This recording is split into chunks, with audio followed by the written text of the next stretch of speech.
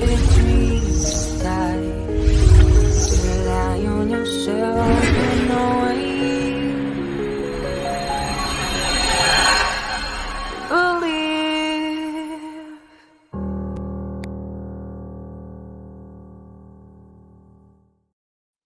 Welcome again. It feels like I just saw you guys 45 minutes ago.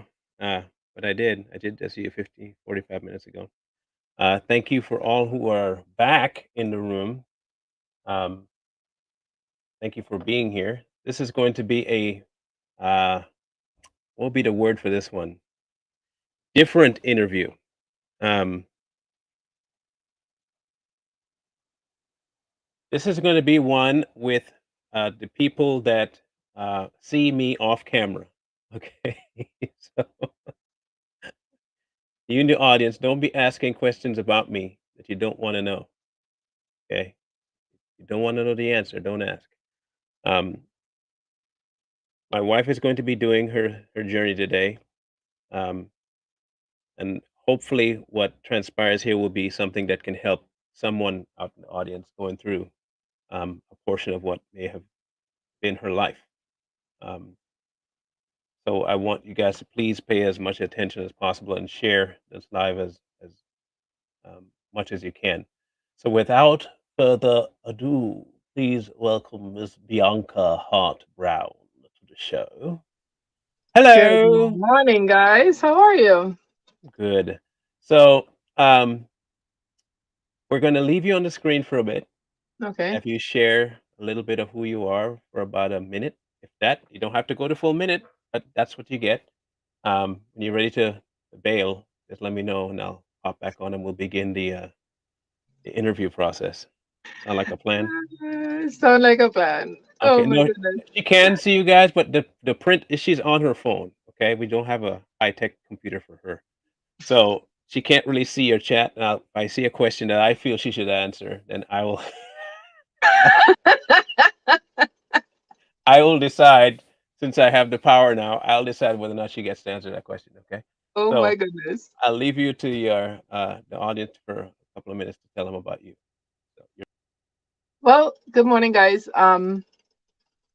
Hmm.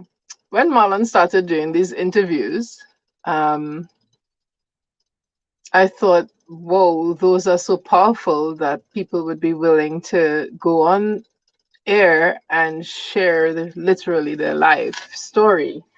And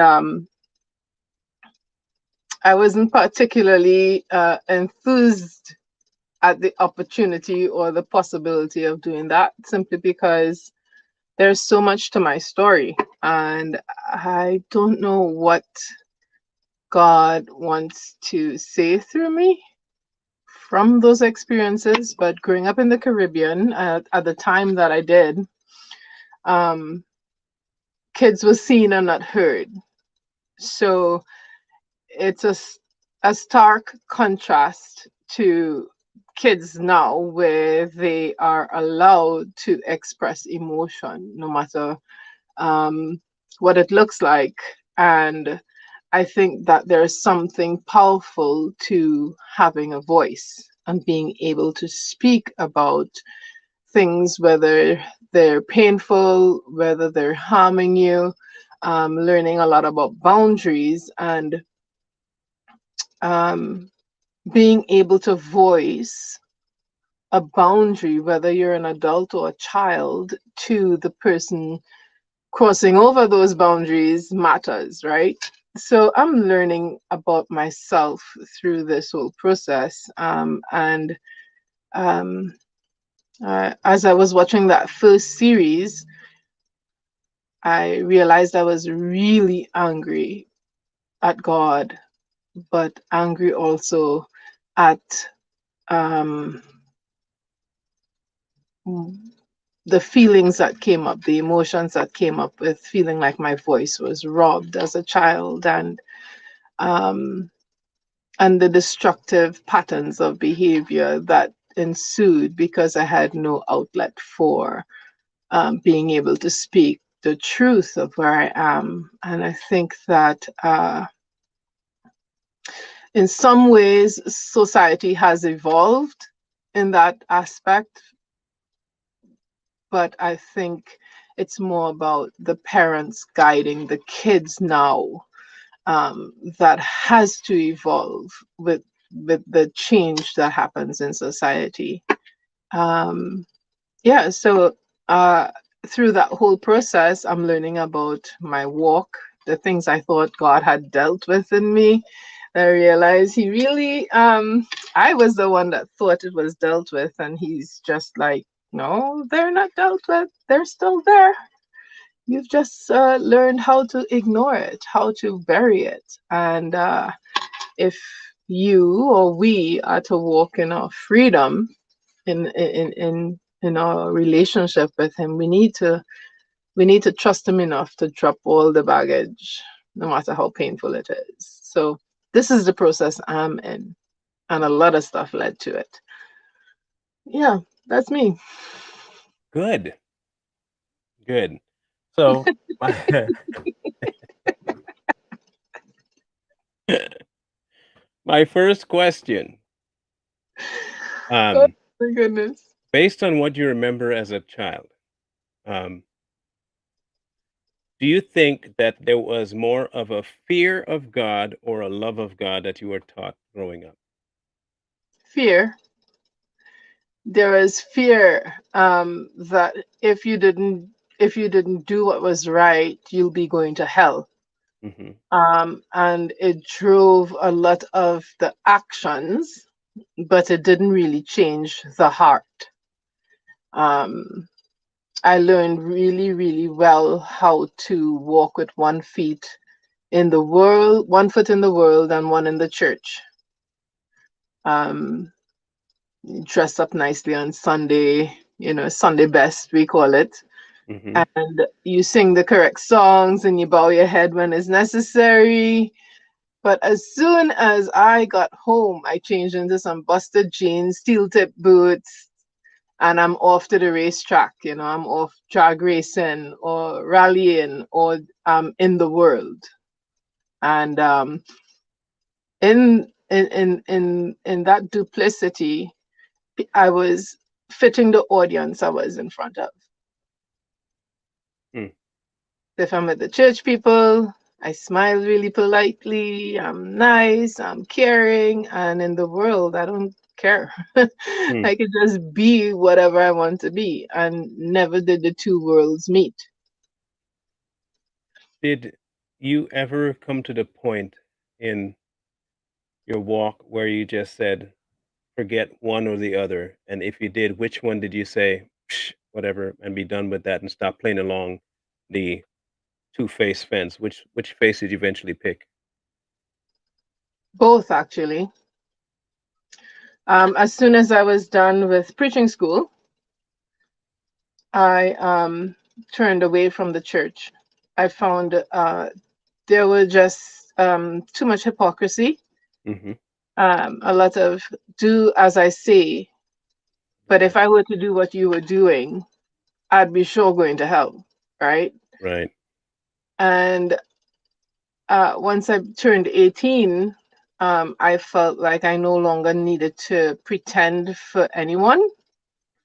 I'm just going to do me, work, party, hang out. Um, and I didn't waste any time anymore trying to fit a mold that was virtually impossible, because no matter what I did, there was always something wrong with me. Wrong with my looks, my body, the way I dress, the way I speak. I'm like, yo, keep all them expectations to all yourself. Peace out. I'm gone. It's done. Did that work out for you? I thought it did after a while. Yeah, I mean, I was young, pretty, could do whatever I want. I wasn't answering to anyone. I wasn't living at home. I was working and living in the capital of Trinidad. I had fun. I traveled. I did a lot of stuff. I didn't go wild, because I was never like, oh, I'm in the world, yay, kind of thing. But I lived as I wanted, and I didn't care what people thought. I didn't care for their opinions. As far as I was concerned, you could keep your opinion to yourself because at the end of the day, it's your opinion, and I don't care. I'm gonna do what I want, anyways. Um, so I guess the question: did you find any benefit to it?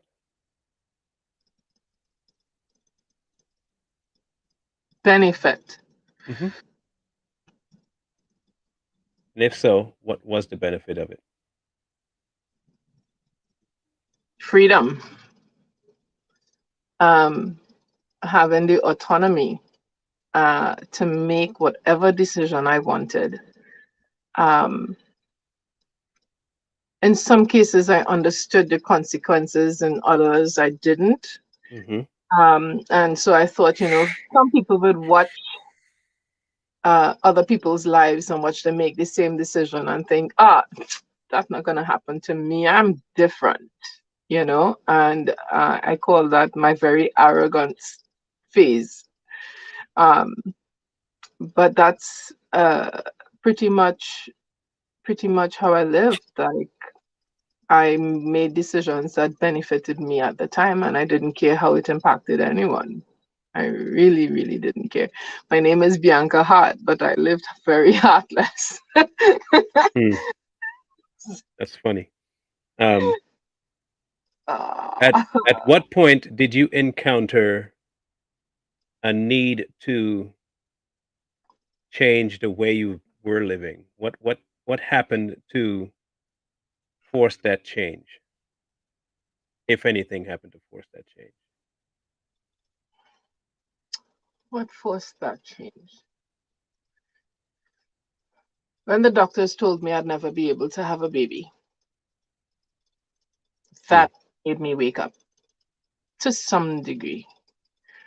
Um, it it made me realize that I had callously um, played around with my life. See, even though it seemed like freedom and I made decisions that selfishly benefited me, um, those consequences that you think are won't come knocking at your door do come knocking at your door. It's inevitable. It's inevitable, Hmm. and there's no escaping those consequences. Like you could fool yourself for so long, but the reality is, um, you do have to pay the piper, as we call it, eventually. Hmm. And when that doctor said I'd never be able to have kids was a moment where I felt like a horse kicked me in my stomach. Hmm. And, you know, um, there are times when you just have these replays in your mind of your life and your decisions, and you're like, I see when I messed up there and there. Oh, shit, there too. That was my moment. Hmm. Um, so you've been married before Yes. now. A lot of the audience knows that we have one together. You have three, and I had one. Okay, everyone knows Yes, that, yours, mine, and ours. right? Um, how would you describe your first marriage? uh, oh my God. Okay. My first marriage. My first marriage forced me to grow up really fast. I felt like I had to skip a couple phases that was really needed in order to fit the mold that my ex-husband needed. I wasn't ready to grab that whole wifey thing, mother thing at the age that I was. I was not Hmm. prepared, and a lot of my selfishness came with me in my first marriage. I wasn't a particularly easy person to handle. Hmm. And how exactly did that translate into did you guys butt heads a lot? Because I mean, I would assume that if you were that way, that he probably had issues with it going on. So how did that work out into your guys' communication? Um, It didn't really work because I'm sorry, I think someone's at my front door and we're both live. Yay. Okay. All right. Go ahead. Anyways, it didn't really work out. We butted heads a lot because of the fact that I still pretty much wanted to do my own thing, and he had a different desire for the family. Mm-hmm. I was pregnant before we got married and had Caleb 2 months, 2 months after we got married. That's my first son, and um, he was really what made me grow up. My son Caleb made me grow up, forced me to grow up, actually. Um, he is almost 18 now. Oh God, don't remind me.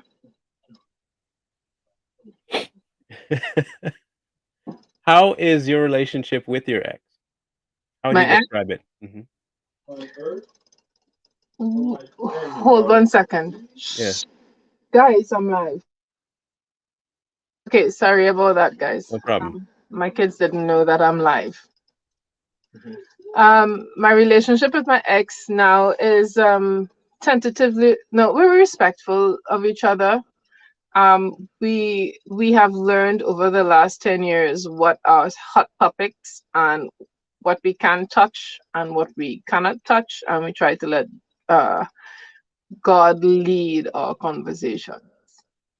I try to not, like, I could be really nitpicky and could like slice Really? No, I'm just things to the core, but I choose not to engage in that kind of interaction with him simply because he's not going anywhere. I'm not going anywhere, and we still have to deal with each other for our sons. And so, if I want to have a more easier system, I guess, or easier sailing, I have to really let ego go.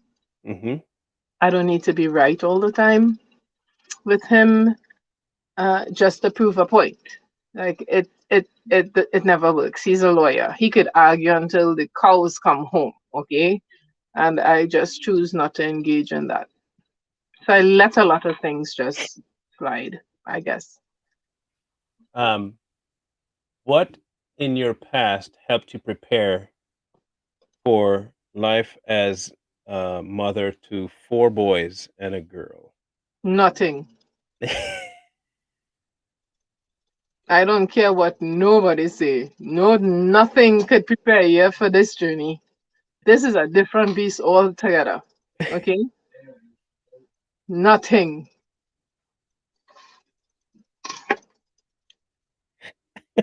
Okay. um, what in your prior marriage that happened poorly made you change in this version of your marriage? What made me change? Boundaries. I learned boundaries. I had to develop boundaries in our marriage because of the familial dynamic. Um, I feel more defensive in our defensive of our marriage. Like I will battle, I will defend, and I will protect our marriage. And I don't care who it is, family or not. Whereas in my previous marriage, I didn't. Mm-hmm. Um, my family was very involved in my first marriage, much to my ex's dismay. Um, I really tried to do the submission thing with him, and it turned out poorly. I don't know if it was my version of it or his interpretation of it. I think a little bit of both, but yeah. But when I had enough, I had enough. And when the real me started showing up, The real me was very argumentative, very combative, very I'm done with you just making decisions that impact all of us without having my voice heard, my opinions cared for, or any of that. I was done with it. And by the time I was done with it, we were pretty much done. Mhm. You have your first question. Does she agree with the head of the relationship? Why all the people so? That's I didn't. the I didn't ask the question. Okay, I I know didn't. you didn't ask the question, I'm asking your audience.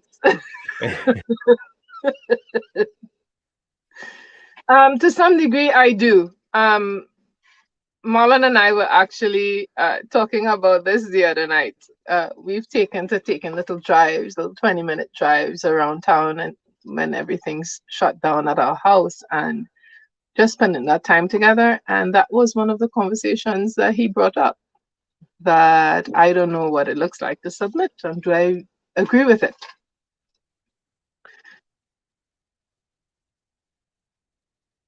You made a really clear point that I didn't tap into when you asked that question.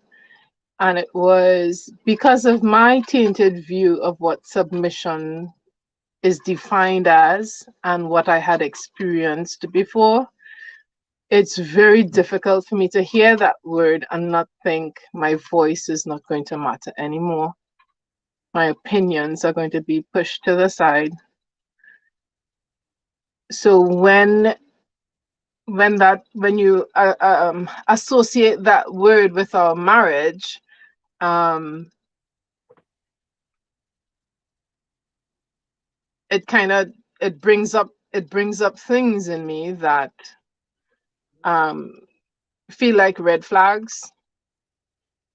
Um, a lot of submission has to do with trusting who you're submitting to, Mhm. and in every marriage, you walk through phases and times when trust either gets completely eroded or it's somewhat shaken, and that walk back is really difficult, and there are a lot of blind spots in it. So it's not that I don't value being submitted to you, babe. It's me, I think I'm being asked to redefine Mhm. or bring into right context what submission looks like, and what God intended when he said that. Or Paul, who said that? Paul, yeah. Mhm. Um,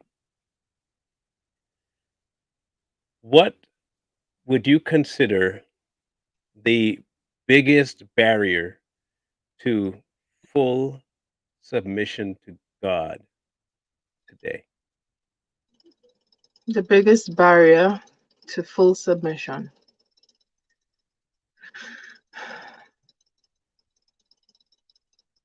I think it's this thought that no, he didn't really mean that when he said dot dot dot. Um, because if he really meant what he said when he said whatever it was, it means you're going to have to retrain your heart, your habits, your mind, um, and bring those under submission to his word. And if you don't value God's word as the authority in your life, it's going to be really hard to submit the things that that word calls into reflection or view, right? Mhm. That thing that you really don't want to let go because it's yours, and if you can't have it anymore, what can you have? What's going to replace it? Just tackled that this morning, actually, um, and yesterday, and yesterday. Yeah. Um, Okay. you have had some turmoil as a youth, Mm-hmm. um, and it's been tackled a couple of times. It seems to be a unfortunate running theme with a lot of young women, and not just any young women. Usually, it's young women that have um, a volatile home situation with fathers not being around, or they, like you said, you don't feel like you're being heard, and so the next thing they do is to act out.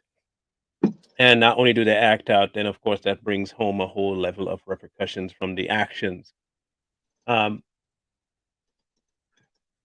if you had any advice to give young women that would have possibly be or are possibly in your position as you were as a child, um, what would be the one thing you think you would tell them to try and make things a little more um, handleable for them? Mhm. I would say get rid of the notion that you have to fit in whatever mold society thinks you have to fit into. Um, we're really good at pigeonholing people, and in this society, mostly in America, and like a virus, it's spreading globally, but they have all of these identifiers, right? That labels and separates people in their thinking and how they operate. Um, and if you're not careful as a young lady, you'll find yourself either trying to fit the mold or rejected so violently that you end up falling into the trap that was set. Um, I think the most important thing any person could learn and learn to love is boundaries, healthy boundaries. Simply because if you know yourself, you know what's okay with you, what rests well in your spirit, and what doesn't. And then you could vocalize that respectfully, as loudly, um, as necessary as it comes. Because if you don't know yourself, you don't know your boundaries, you'll fall for everything, you'll end up doing any and everything, and then you look back 5, 10 years later and realize, but that wasn't you. So I think the key thing I would encourage any young lady is to really know who you are, like the gifts God's given you, the talents He wants to develop, the character He wants to forge in you. Getting to know who you are so that you could put in place boundaries that, if crossed, you can say, hey, I didn't appreciate that. Or you could ask the question, when you said this or when you did this, did you mean that, or what was your intent? Like, you could confidently advocate for yourself, and you don't have to um, feel like you have to live stifled or muzzled, um, especially with how this world is going. I don't know if that's helpful or not, but I can't hear you. How does that translate into your marriage? How do you separate the independent side of knowing getting your voice heard with the reconciling of the dynamic of a marriage? Well, with you, there's freedom. Hmm. You love me. You just love me.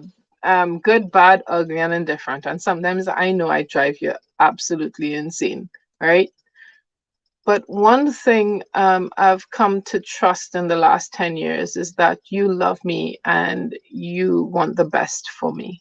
Hmm. And so it's easier to say the things without fear of losing that love, without fear of losing that relationship because I stated a boundary, or I, you know, um, spoke a need that isn't being met, that I really need to be met.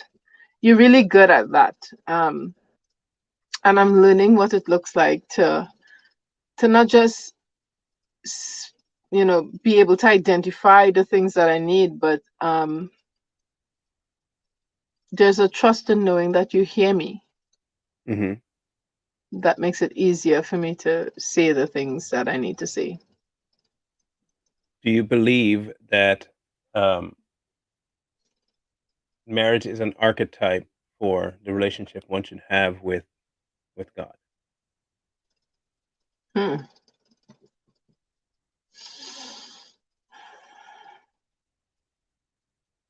It can be. What are the differences? You have real-time consequences, real-time responses in your physical marriage that isn't so readily seen in your relationship with God. Um, I think that's one of the key differences. Like sometimes I feel like God's there and he's seeing the things. He knows what's coming, right? Nothing is a surprise. Nothing that we Hmm. do is a surprise to him. And sometimes it feels like he's so far away and so quiet that it's really hard to key in on uh what's the next right thing, God. Like Hmm. I'm lost here, you know? Whereas in your marriage, trial and error happens really quick. So you're learning literally in real time. Right. So, Um, what I have been acutely aware of in the last couple of weeks um, is that his silence or his inactivity is usually my perception of it, not that he is. Um, what I think is quiet and what I think if you're not answering or you're not moving or you're not doing anything, I can't find you, is not him not doing something. Is more me being unaware of what he actually is doing because I'm not asking him, what are you doing? Or I'm not trusting him to know that he has something that he is doing. He's never not busy. right? Um, so it's not like he is being passive about stuff. I just can't see it. And I keep finding myself basing his activity on my seeing his activity.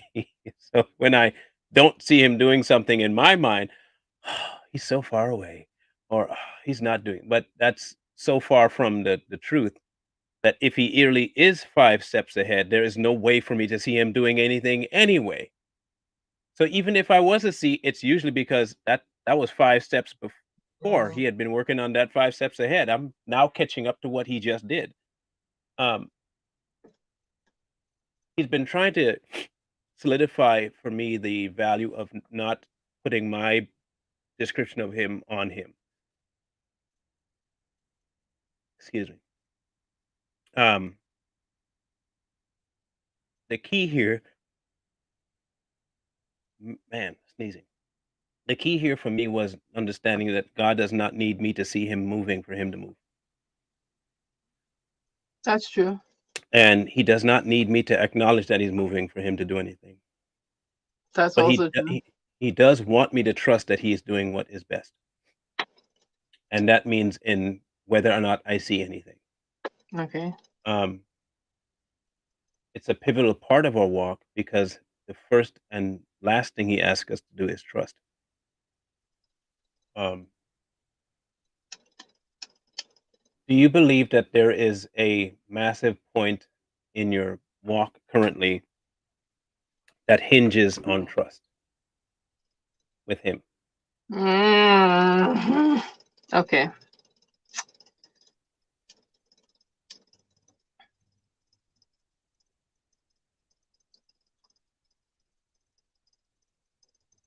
On a base level, if you're not able to wake up every morning and see God's hand in your life, the fact that you woke up, the fact that you slept in a warm bed, you have a roof over your head, you're healthy. Those little things, I think a lot of things that impact our trust in God is that we forget gratitude. Mm. We take for granted the little things as inconsequential. And because of that, we're not able to appreciate the small things. All of our children are healthy. They seem to be happy. um, we're in a good place in our relationship. Our needs are being met.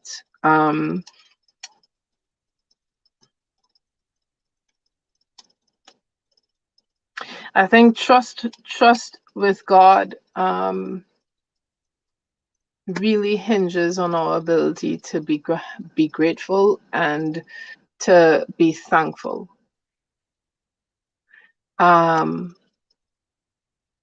if you cannot or will not engage in that process, it requires that you're alert and aware of the fact that um, you don't really need to take your next breath, but God allows it, right? Just that basic thing rubs us from being able to truly trust God, taking for granted um, the things that actually make your life move.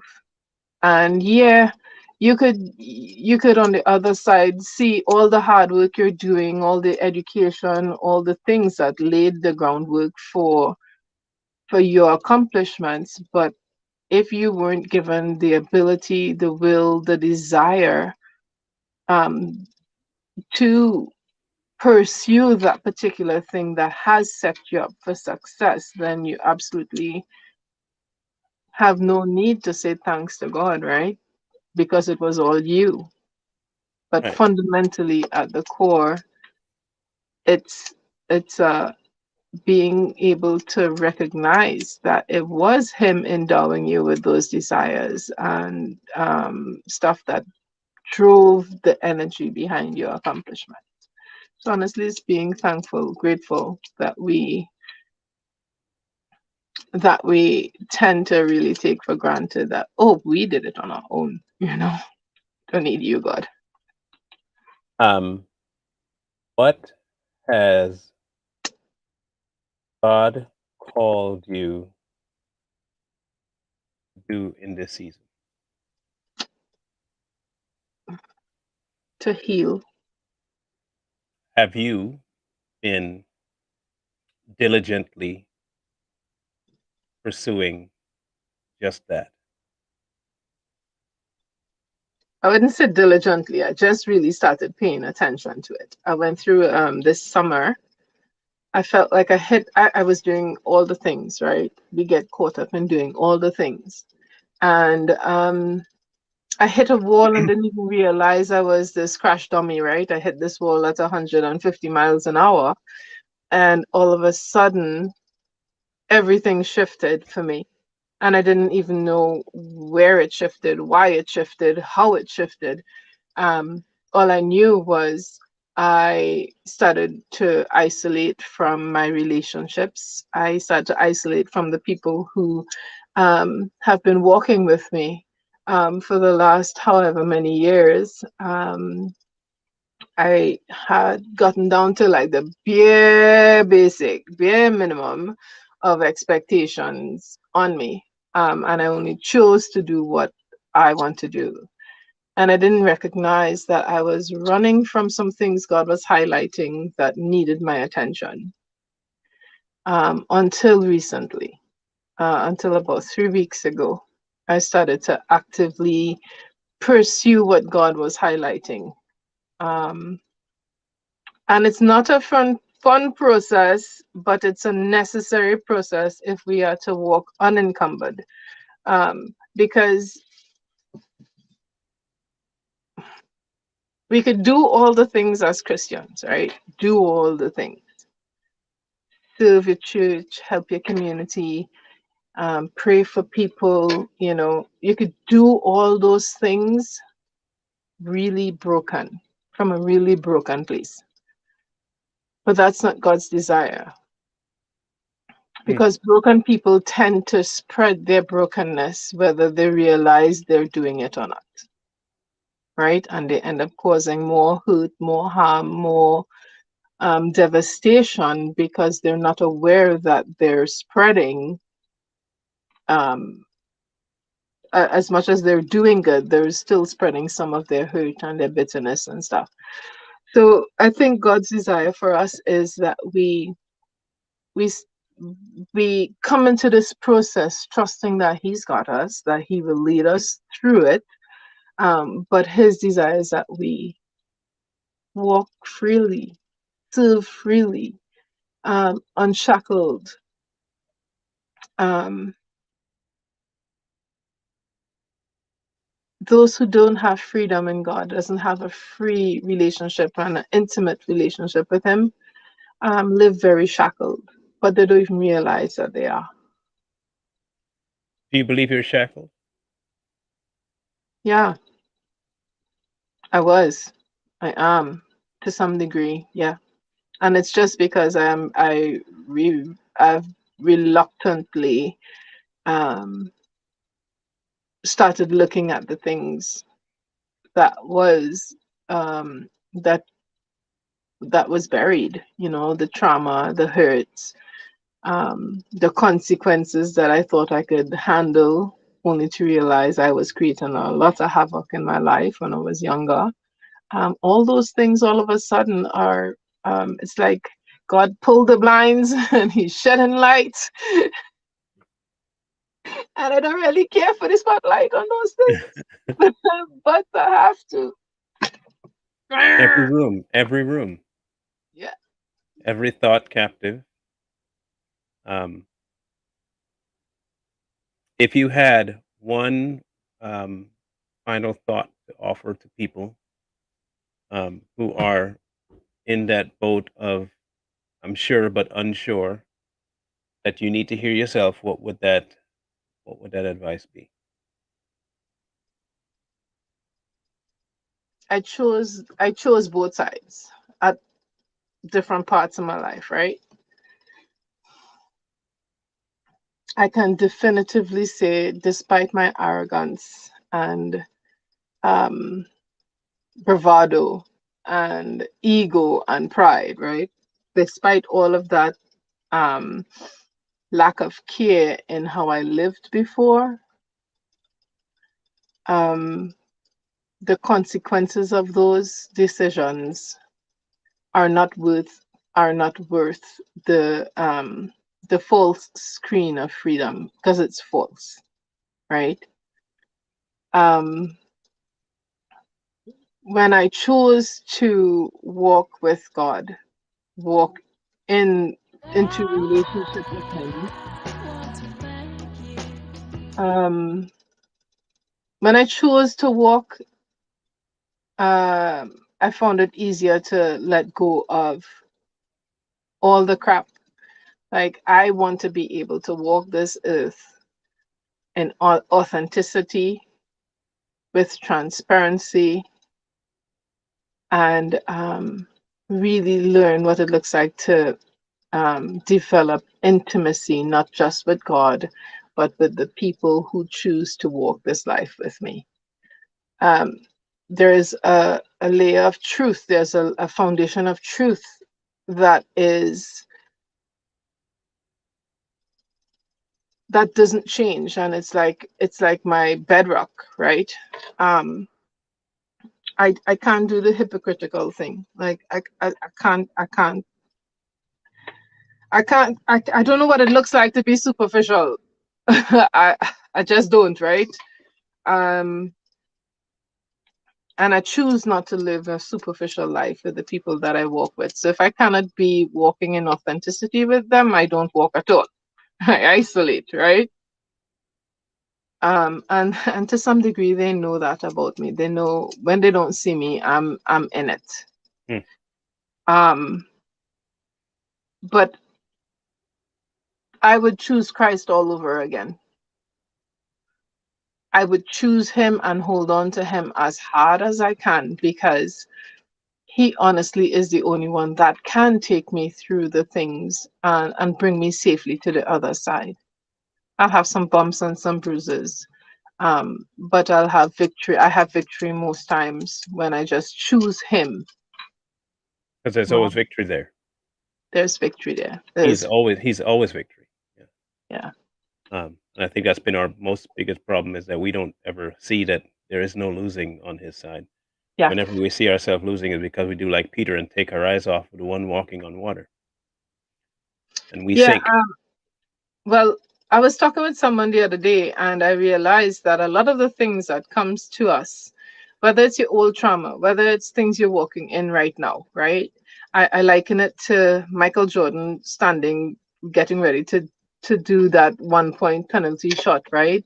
Hmm. He's um he's away from home, and so he's there getting ready to shoot his basket, but then all the the streamers and all the distractions are right there in his view, right?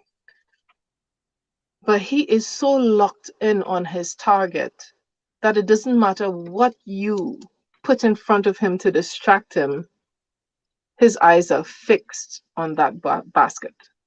And that's the type of energy, that's the type of drive, that's the type of focus that God wants us to develop as Christians, because there will be so many and has been so many distractions in your life, whether it's external or internal, right?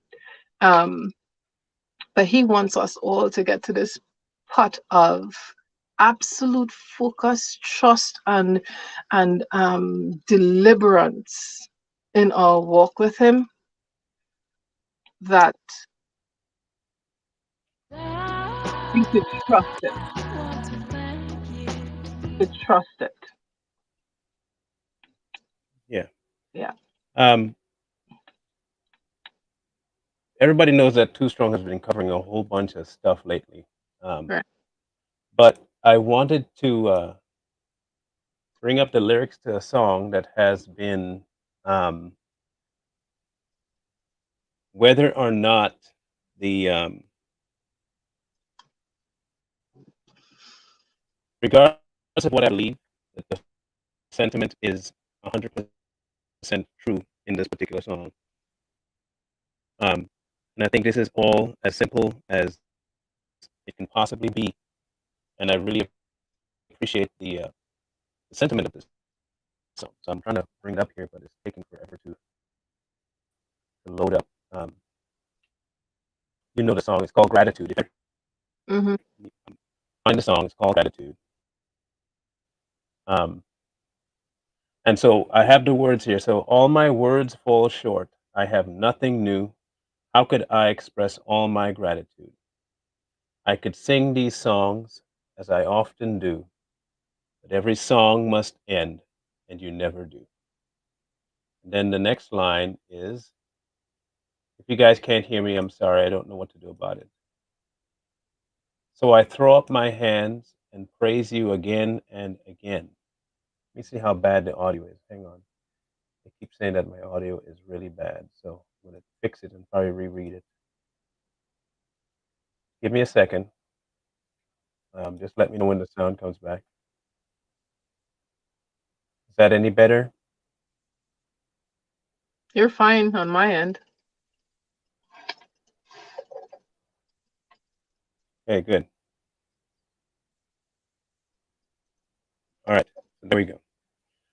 All right. So let's back this up. See here. All my words fall short. I have nothing new. How could I express all my gratitude? I could sing these songs as I often do, but every song must end, and you never do. So I throw up my hands and I'll praise you again and again, because all that I have is a hallelujah, a hallelujah. And I know it's not much, but I have nothing else fit for a king except for a heart singing hallelujah. Um, our walk in this world, the only thing we have that's worth anything, and it doesn't even belong to us, is our praise. Um, and I think at the end of it all, our life should reflect at least a version of thankfulness that we were allowed to encounter the kind of love that God offers. Um, the mission He's called, I know a little bit about what you're called to do. I'm not going to say, okay, but I know a little bit about what you're called to do. Um, and so I'm going to say this in front of everyone so that they know something too, and they can be um, aware of something. Um, your overall mission, of course, is to make him famous Right. in the hearts of men, not in the world, but in the hearts of men. But I think your bigger mission is to let him do what he's got to do without obstacle. Um, you're really good at putting up resistance and walls and excuses and reasons, and some could be very valid to you. Mm-hmm. Um, but I think what he wants you to fully understand today, more than anything else, is that the only thing you're giving power to is fear, which puts fear in the place of God, which means by nature you're worshiping fear. And if your belief is that God is who he says he is, then that should sober you to the calling that he's placed on you and how important it is and what exactly you've taken that calling to be as nothing compared to fear. Um, when I decided to do this podcasting thing, um, there was a level of fear, but he had made it so deliberate and plain and direct that something in me said, if you even remotely give in to that aspect of fear, I will never call you to do anything again. And that was sobering. Um, and it was that kind of an ultimatum in my heart, not my mind. And so you know that I jumped in straightway. I told you that this was going to be it. There was no turning back for me. Um, he's asking you to do the exact same thing on your calling. Um, it is big because there are people that he has lined up 5 years ahead, 6 years ahead, 7 steps ahead, um, that are waiting to hear something that only you could phrase it that way. There's something that they're waiting to hear, not anything groundbreaking or new, just the vessel that has to be used is you, and that person's soul is in the balance, and he wants to use you for his purpose. But the more excuses you make about it, you have to count it this way. You will have to give an account for all the talents.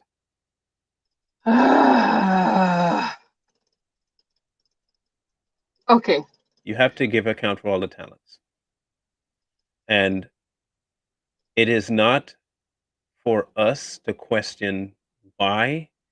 It is for us to say, done, doing it. I didn't know anything about podcasting. You know that.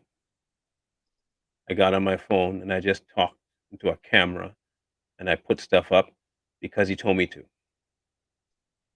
Um, I did not expect to have this kind of a voice, but he had a plan long 5, 6, 7 steps ahead of me. And all he was asking me to do was step. Don't care about how the step look, just step. I don't care if it whatever you look like, just step. And then I take care of the rest, just step. Um, I wanted to offer this encouragement on this platform because I want you to be able to go back and remind yourself that it is not a matter of whether or not you're capable. He wouldn't have called you if he wasn't going to make you capable. It has zero to do with your ability and everything to do with his. You don't have to have the skills. He can infuse them. So the delay is only delaying his kingdom work. And if you are fine with that, then that's fine. But if I know you, you're not fine with that, but you're giving fear way too much ground um, in your walk, and the quicker you give that ground back to its owner, to God, I think everything else, and I literally mean everything else that you stress about, worry about, will become nothing. So the one thing you said that actually highlighted for me was, just as I walked away from the church with all that spunk and vigor and rejection and all that energy, it's the same energy he wants me to walk back to him with. And I thought I did. I thought I did. At least for the last couple of years. You know, I when God gives me downloads, I know when I go back and read what I write, it's not me, Not right? you. No. Not me. I've read them. And so I thought I could tailor how the delivery of these words are supposed to be. So I'm so comfortable typing it, putting it in a nice little, you know, article or something and just posting it. But more and more, he's asking me to actually use my voice and my face and everything that is in me, when everything that I am prefers to stay in the background. I don't want the spotlight. As a matter of fact, I say, you know, if I can't stand before God's spotlight, I'm not putting myself in front of man's spotlight, right?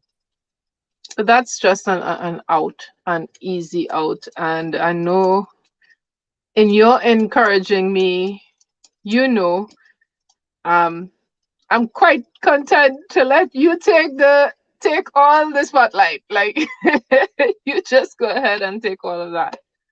One of the things I do know is that there's no peace when you deliberately ignoring that thing that God created you to do, that only you can do.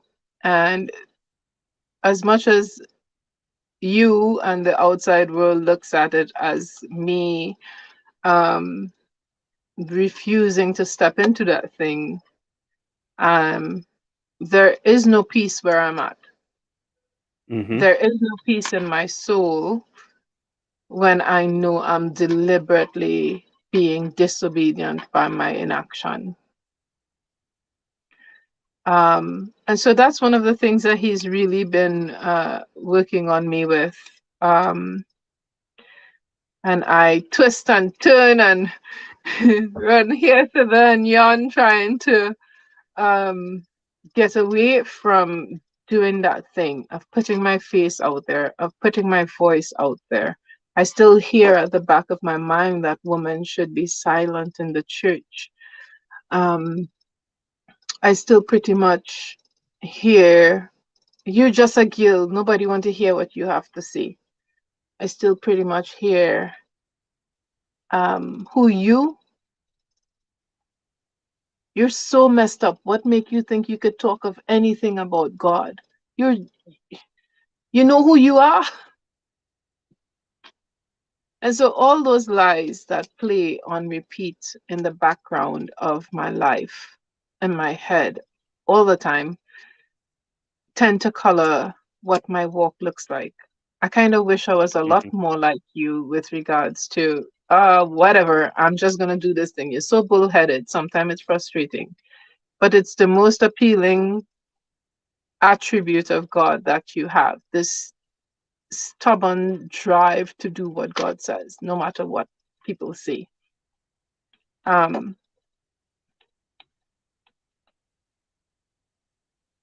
Thanks for reminding me. But it's not that easy. It's No, not it that is. easy, you know. It is. And that's the exact same thing. I see. I've been talking to people too about our language. things will only be as easy as we say it is. Okay, so how about I say this?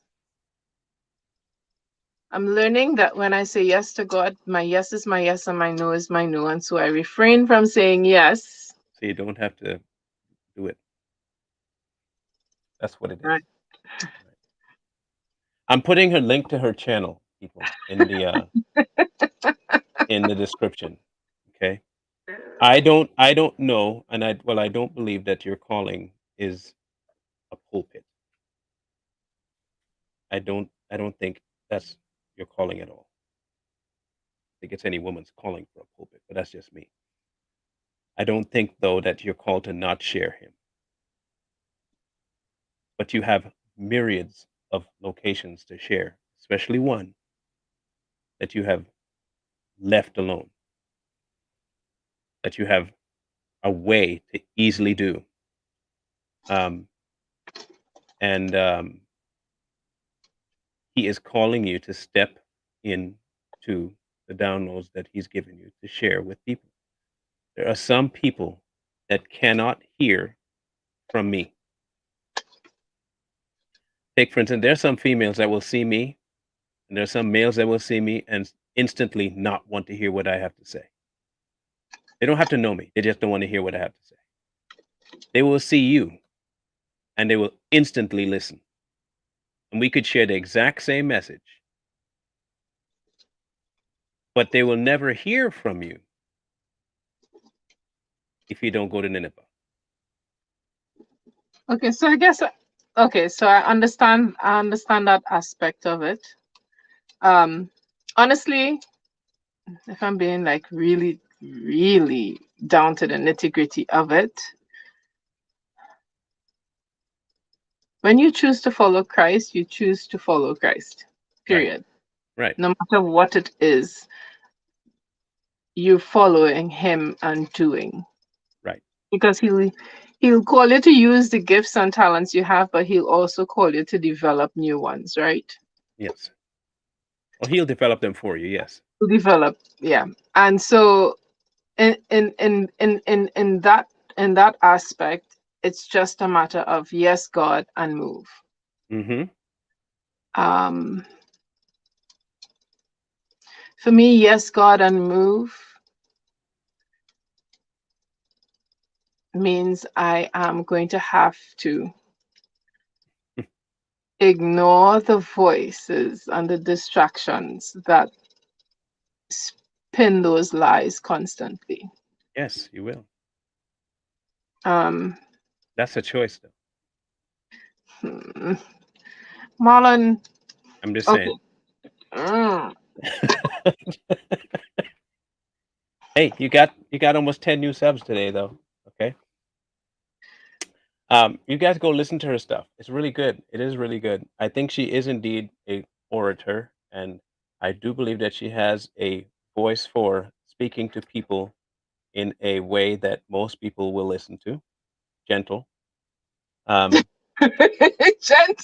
Online, gentle. Okay. If you're her child, however, that hardly gets seen. So don't be her child. Oh. Hey, Uh, listen, I'm learning to be okay with speaking the truth in love. Most people don't. I love the one-on-one things. I love the one-on-one which is perfect for interactions with my YouTube. people. See? Because you're seeing my face, you're hearing my voice, and you're able to understand that what I'm saying is from a place of love. But I There don't you sugarcoat. go.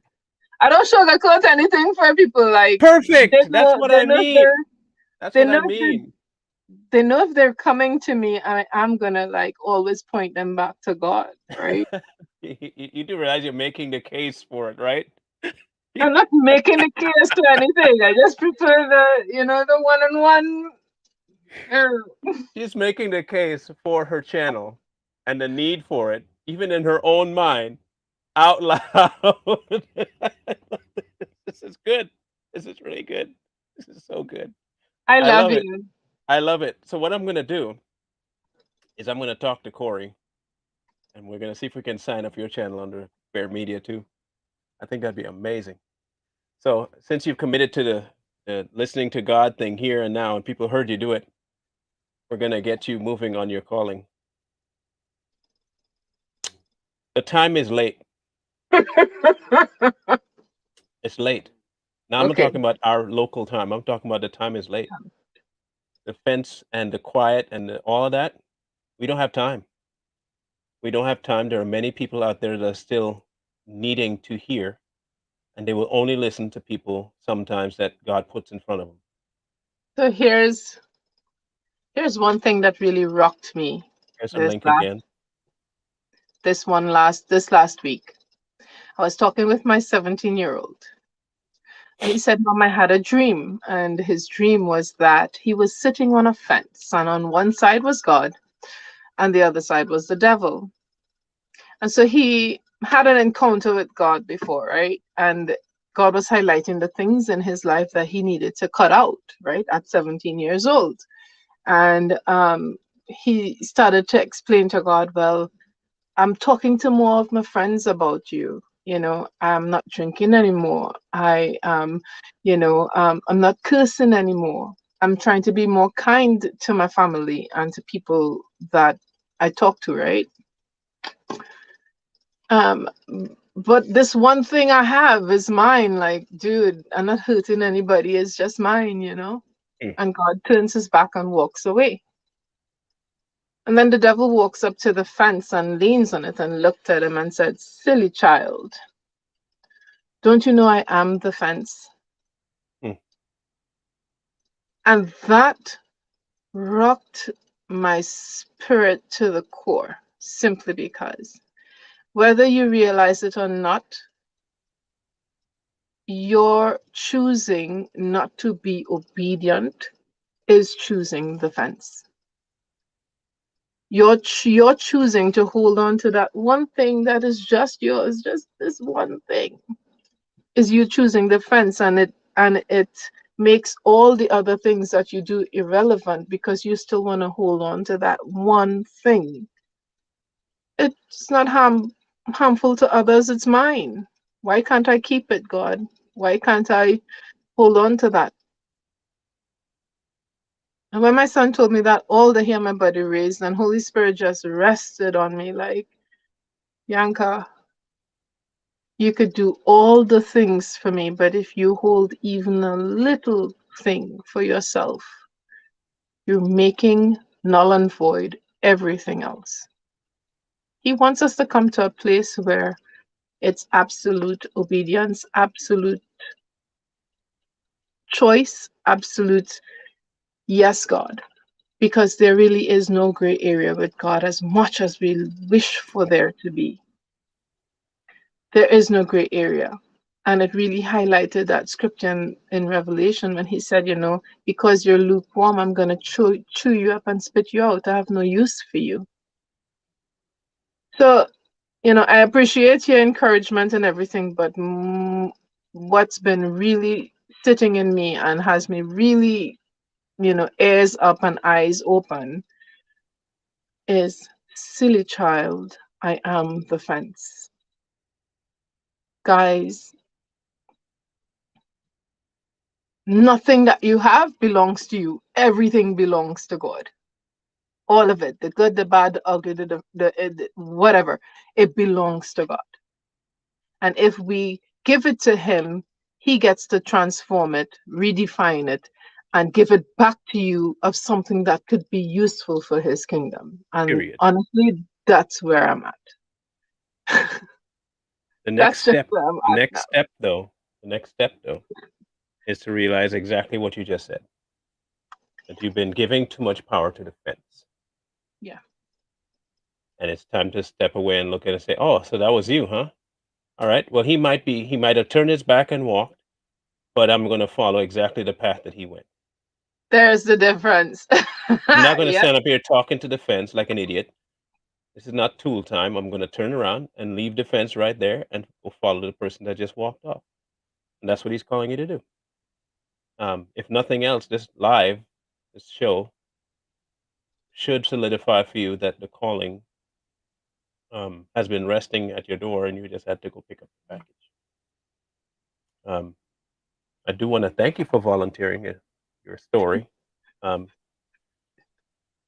and I told people that this particular season was going to be not based so much on history, but on current walk. And sure enough, it's clockwork. It's about current walk. For those out there who are in that particular location where you know exactly what you're supposed to be doing.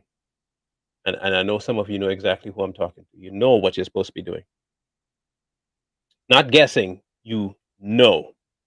And you keep putting these little random excuses in as to why you can't, and oh, I don't have this and I can't do that because of this, stop. Just stop. Either he is God and capable of doing all things through you, or he is not God and he can't do anything at all. It really comes down to this. Either God is who he says he is, and he has all the power to do everything he needs through you, or he cannot and he's not God. Just stop following him now. But That that's not that really a choice, you know. it is. We definitely can stop following him. But I know what's going to happen when you try to stop. That calling will not let go. The If you've torment. given it, it will not let you go. See, one of the things I had to like really make up in my mind was that God will not take his words back. He doesn't change his mind about you, about the call and the gift and the talent and the thing that you alone could do, like no one else could do it, right? Mhm. Could do a form of it, but they won't ever be able to do it the way you can, right? And I realized that in that understanding, we are robbing ourselves um, from the depth and wealth of richness that God wants us to live in when we choose not to be obedient. I had this really beautiful Ethiopian friend, Sarah, say something that just rang in my brain. And she said, when she stands before God, she wants to stand before him empty of all the gifts, all the talents, all the things. She wants to do all of it and stand before him empty and say, well, I've used everything. I've done everything that you've asked me to do. I've given it all back to you.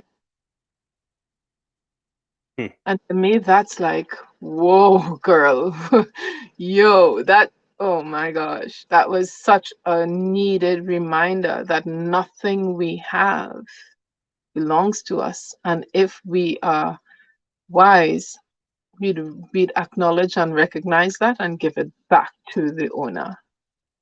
Period. Well, thank you. This was really good. We'll be having another guest on um, Friday. Let me grab that name because I need to make sure people are prepped and ready for that one. Again, if you guys want to be on the show, inbox me on my email address, straighttalkmb at outlook.com. Um, I want to make sure I find his email here. I've been getting a whole bunch of them.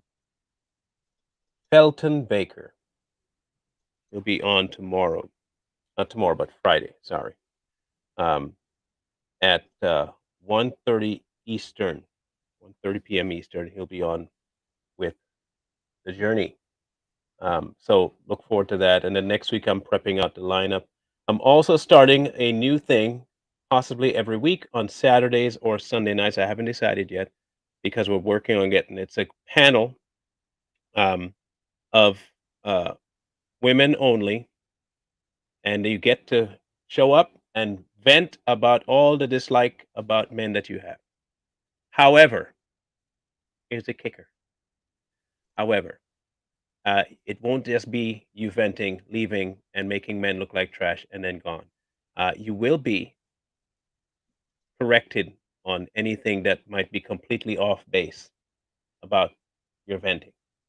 But if you want in on that series, please let me know because I think it's time to we address the hierarchy dynamic and why it is that women see it such a hard time and all that stuff. We need to get it because, like I said, time is short and we need to start getting things in order, including homes and families. So thank you guys. I'll be back tonight at 8 Eastern with Too Strong, and again in the morning. The 7 churches are tomorrow, so that should be a big one. If you think you were mad at me before, you'll be even more mad at me tomorrow. Just hold on to some of that anger so you can spew it at me tomorrow. You can throw it at me tomorrow and enjoy it then. Again, as I always say, wisdom calls to you from the street.